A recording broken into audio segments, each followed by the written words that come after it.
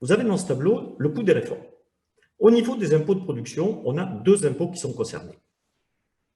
Il y a un projet de division par deux des valeurs locatives des établissements industriels. Ça représente un coût pour l'État, à compenser aux collectivités territoriales, de 3 290 millions.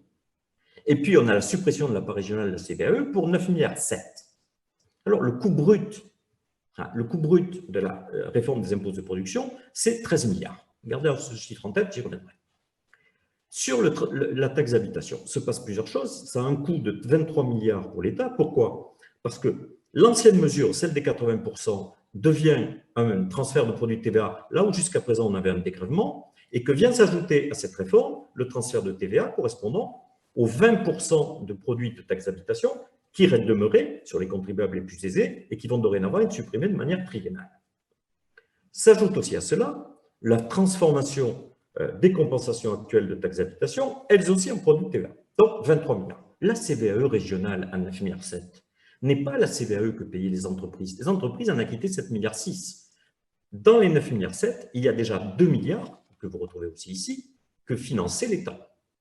Deuxième élément, et qu'il faut toujours avoir en tête, lorsque on réduit des impôts locaux, dits de production, on augmente, toutes choses égales par ailleurs, le bénéfice des entreprises. En augmentant le bénéfice des entreprises, on a un retour fiscal dans le budget de l'État par l'impôt sur les sociétés. Il a été chiffré par le ministère des Finances à 2,4 milliards. Donc, la part régionale de la cotisation de valeur ajoutée des régions au titre de 2020, qui aurait dû être versée en 2021 aux régions, mais qui a été collectée par l'État en 2020, l'État l'a collectée. Et le projet de loi de finances décide d'affecter, c'est assez logique, mais d'affecter cette ressource au budget de l'État. Dans le format 2021, la charge brute de 13 milliards que représente la suppression de la CVAE régionale ne pèse qu'à hauteur de 1,8 milliard dans les comptes publics.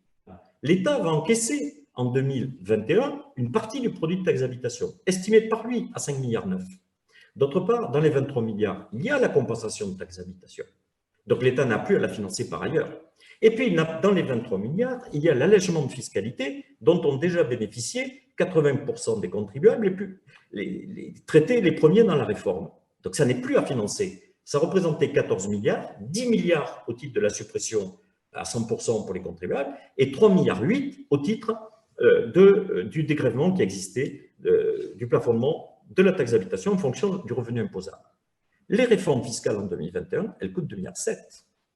Mais en 2023, on n'a plus ça. Il n'y aura plus de produits TH affectés au budget de l'État, il n'y aura plus de TH. Il n'y aura plus de produits de CVAE régional.